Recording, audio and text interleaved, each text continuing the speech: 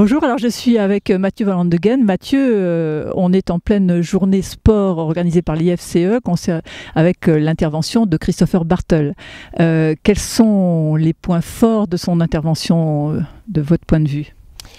Bien, déjà, il part du principe que le cavalier ne doit pas gêner le cheval et doit faire vraiment corps avec son cheval. Donc ça, c'est pour moi ce que j'en retiendrai. Cette idée de fusionner un peu avec son cheval et avoir des aides les plus fines possibles de manière à ce que le cheval comprenne le mieux possible ses interventions. Alors vous descendez de cheval là en fait, hein, et vous avez donc été cobaye. Qu'est-ce qui vous a le plus étonné dans le travail qui vous a fait faire?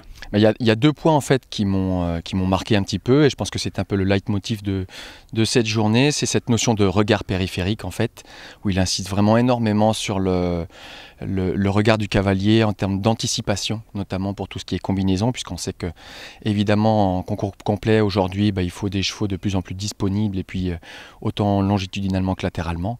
Et donc c'est vrai que ça, cette notion de regard.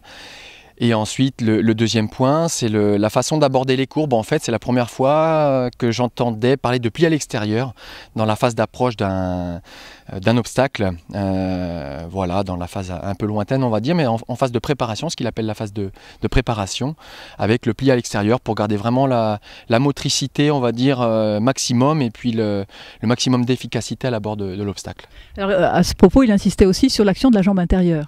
Tout à fait. Donc en fait, il insistait bien sur le fait que le pli doit être légèrement à l'extérieur, et le cavalier tient, pour éviter que son cheval ne tombe à l'intérieur de sa courbe, évidemment, son cheval par la jambe intérieure.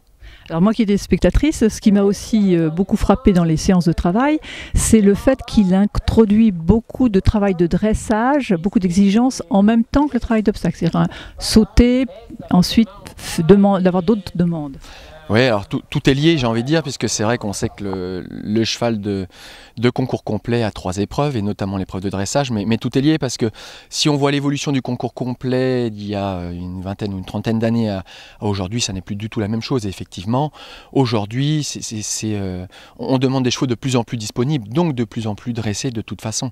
Les obstacles sont certes un peu moins gros qu'auparavant, mais beaucoup plus rapprochés, beaucoup plus de sauts, avec des courbes de plus en plus serrées, des profils de plus en plus étroit. Donc évidemment, le dressage intervient pour énormément dans notre discipline aujourd'hui, la disponibilité du cheval en fait. Et donc il la travaille beaucoup à l'extérieur. On l'a vu sur des vidéos avec du travail sur des dénivelés, avec des exercices de dressage dans les dénivelés. Ouais, alors c'est vrai que ça fait un peu rêver de voir le cadre anglais, le cadre de travail anglais avec les dénivelés et ce travail d'équilibre en fait, parce que l'intervention de Christopher Bartel était vraiment basée sur l'équilibre du couple cheval-cavalier, et notamment l'équilibre du cavalier qui a énormément d'incidence pour lui sur l'équilibre du cheval, et il se sert énormément du dénivelé effectivement pour faire travailler à la fois le cheval, mais aussi le cavalier dans son équilibre et dans la gestion de son équilibre. Oui. Alors on va revenir à vous Mathieu, vous avez fait une très belle saison, vous pouvez nous rappeler peut-être les plus belles performances et puis nous parler de la saison prochaine. C'est vrai que j'ai fait une bonne saison, enfin, les chevaux se sont vraiment bien comportés, on a abordé le 3 étoiles avec Safran du Chanois. On a remporté le 3 étoiles de Jardy, on a eu une bonne expérience à Bokello, un petit peu malheureuse parce que j'ai pas su gérer le cheval dans un effort qui était nouveau pour nous deux, j'ai envie de dire, sur un format long. Mais c'était vraiment une bonne expérience qui sera enrichissante pour l'année prochaine.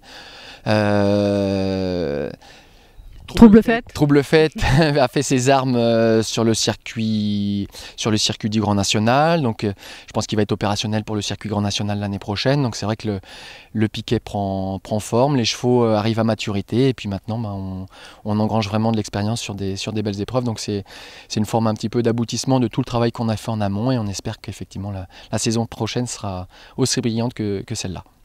Donc objectif plus particulier l'an prochain, vous en avez un ? C'est vraiment de se confirmer sur le niveau du Grand National, essayer de grappiller des places sur le circuit du Grand National, continuer à se former sur ce circuit-là, former les chevaux aussi, et puis continuer sur le 3 étoiles. Et puis voilà, je n'ai évidemment pas de pensée de Jeux Olympiques, puisque ce n'est pas encore à l'ordre du jour, c'est un peu tôt, c'est un peu prématuré. Voilà, par contre, je serais très content de voir une tunique au jeu. Mais non, c'est un peu prématuré. On verra ça plutôt pour l'année prochaine, l'année suivante, pardon, l'année 2017. Voilà, on vise plutôt pour 2017 éventuellement, si tous les voyants sont ouverts. Oui. Mathieu, merci beaucoup. Merci, et puis bonne fin de journée. Bonne journée.